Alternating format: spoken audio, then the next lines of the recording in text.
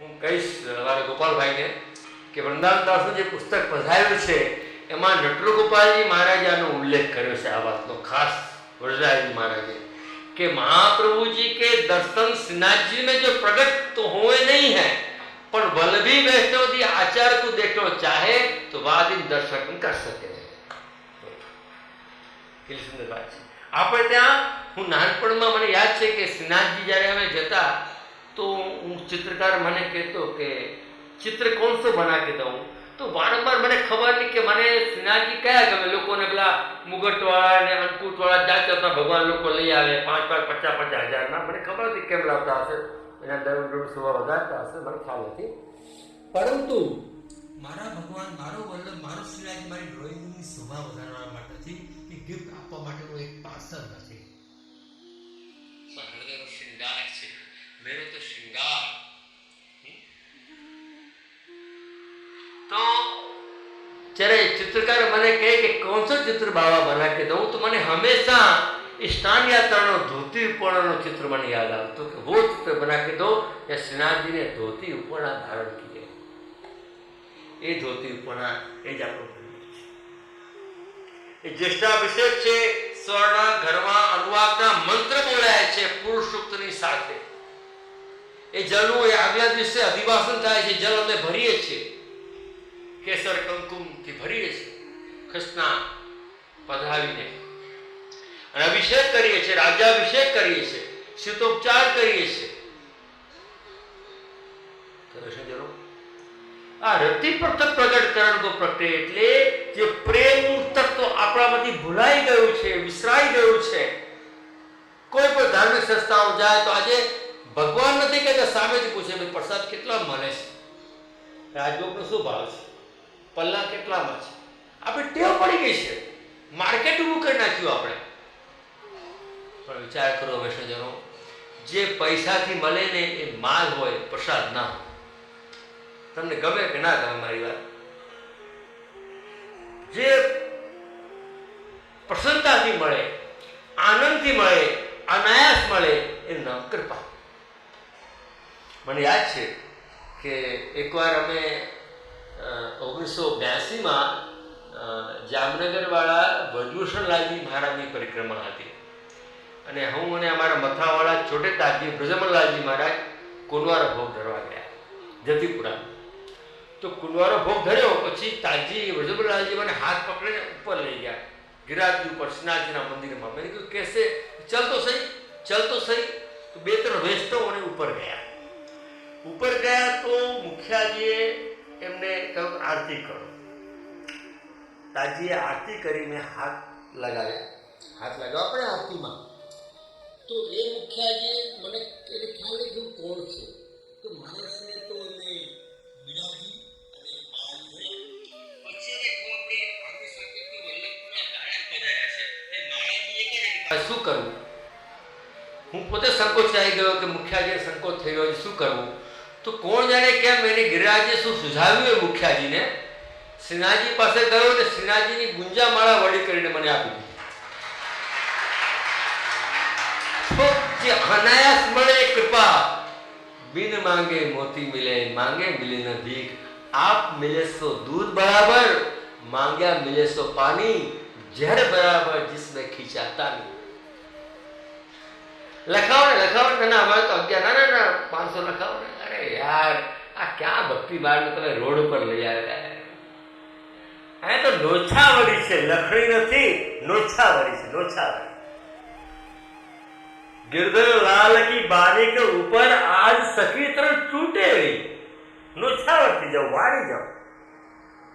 तो महाप्रभु जी ની વેદના એવી છે કે જો જલતીઓ વિરાટનો વલ્લભ જલી જાય છે, વૈષ્ણવને મેળવી રહે છે। એક જૂના સિનેમાનું ગીત છે,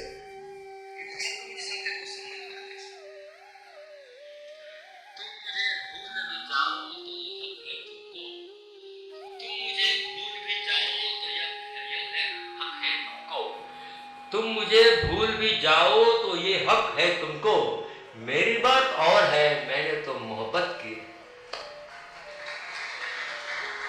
વલ્લભ કહે છે, હે જીવો, સંગમાં દુસંગમાં અનદોષમાં તમે ભૂલી જાઓ, તમારી ઈચ્છા, પણ મેં તો તમને પોતાના માન્યા છે ને માન્યા છે, અને માનતો રહીશ.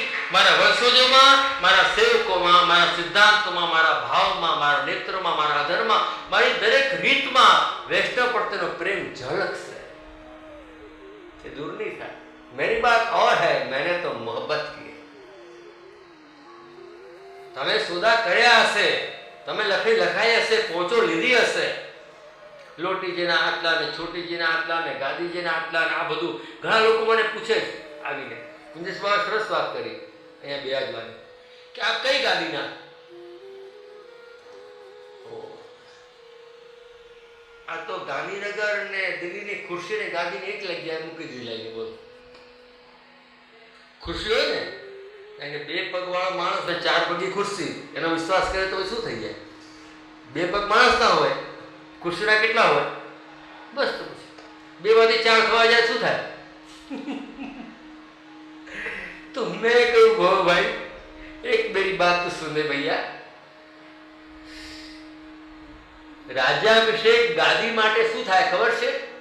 મુખ્ય આચાર્ય જે તિલકાયતો જે ગાદીના, એ જ્યારે સ્વધામ લીલામાં પધારે ત્યારે એના પુત્રને તિલક થાય, ત્યારે એની ગાદી પર બેસાડાય. તો ગાદી પર બેસવા માટે તો પિતાના જવાની રાહ જોવી પડે છે કે નહીં? આવું જોખમ કોણ લે? હું તો મારા દાદાની ગોદીમાં બેઠો છું, ગાદીમાં નહીં. વલ્લભની ગોદીમાં છું, તમે ગાદીમાં ક્યાં ચક્કરવા પડી ગયા? હે, 7 ડબ્બાની ટ્રેન ચાલતી હોય તો ડબ્બો તમારો ગમે તે પકડો યાર.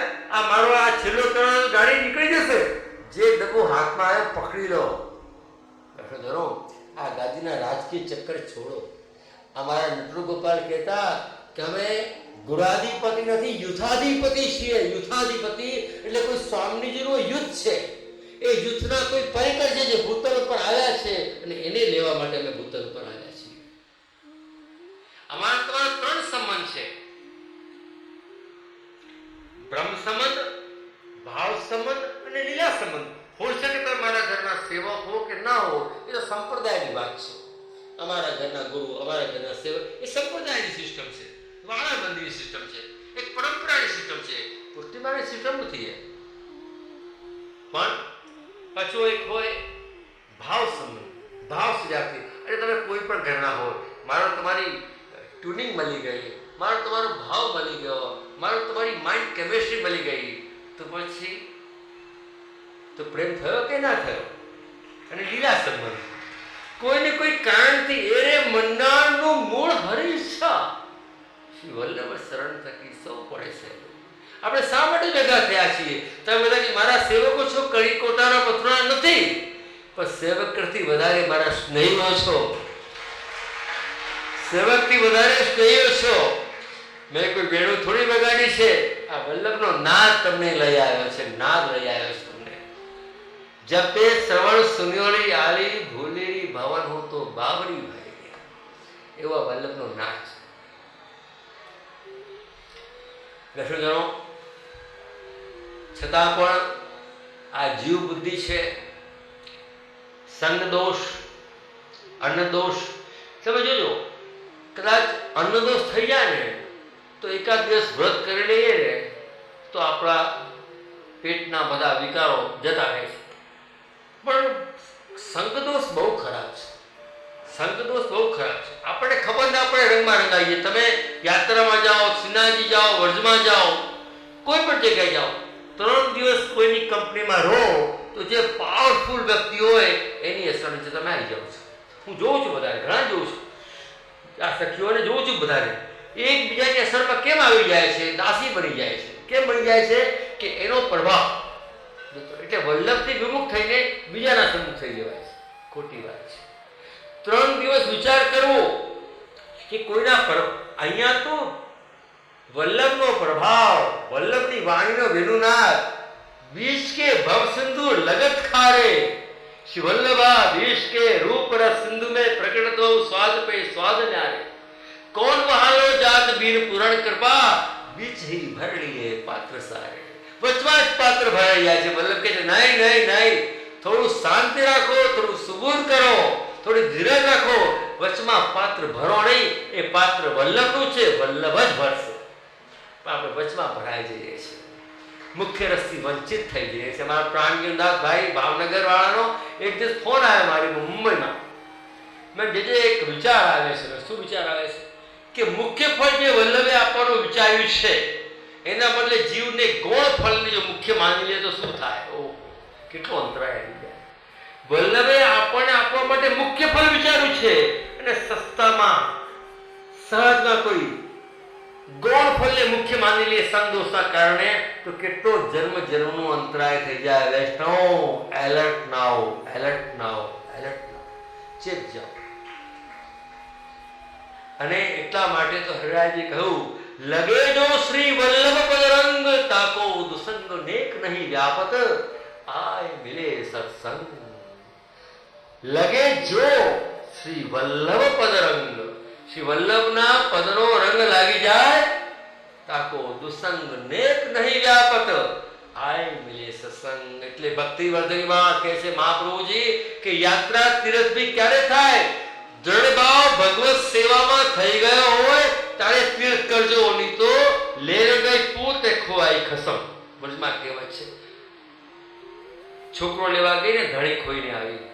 જ્યાં સુધી ભગવત સેવામાં ભક્તિમાં પોતાના ઘરમાં દ્રઢ ભાવ ન થાય ત્યાં સુધી તીર્થ યાત્રા બહાર જવું પણ પુષ્ટિ ભક્તને જીવને એ પુષ્ટિ બીજને એ બાધક છે. આ મહાપ્રભુજીની વાણી છે, મારી વાત નથી કરતો. મારા તો તમે જ્યાં જવું હોય જઈ શકો છો.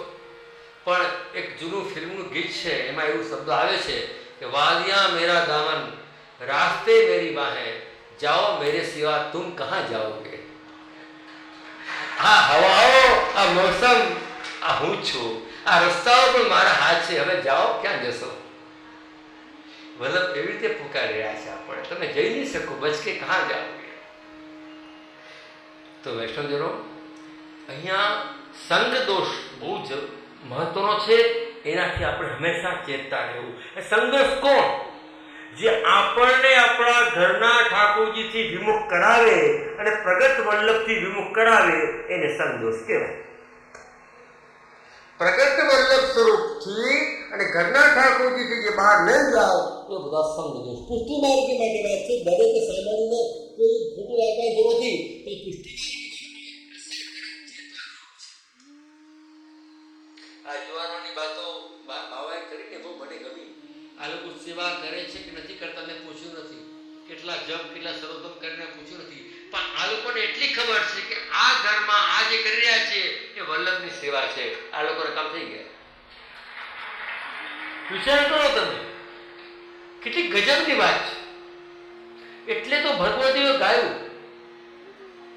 ચતુરાઈ તાકી સાચી જો વલ્લભ સુવન કો સ્મરણ કરે, चतुराई ताकी साची जो वल्लभ स्वर्ण को स्मरण करे, सेवा करे कि न करे, इन्हीं के चरण कमल अनुसारे. चतुर्विहारी जो कहे ऐसो सेवक मेरे हृदय ते कबहू न करे. सेवा करे कि न करे, इन्हीं के चरण कमल अनुसारे. જે વલ્લભના વિઠ્ઠલના ચરણ કમલને અનુસરતો હોય એ કોઈ દિવસ સેવા વગર રહેતો જ ના હોય, સત્સંગ વગર રહેતો ન હોય. એ તો પોષણ મળતું હોય છે, પોષણ. એટલે હું અહીંયા ભાષણ, પ્રવચન, ઉપદેશ આપવા નથી આવ્યો, માત્ર પોષિત છું એટલે પોષણ આપવા બેઠો છું. જ્ઞાની નથી, કથાકાર નથી, પ્રોફેસર વક્તા નથી,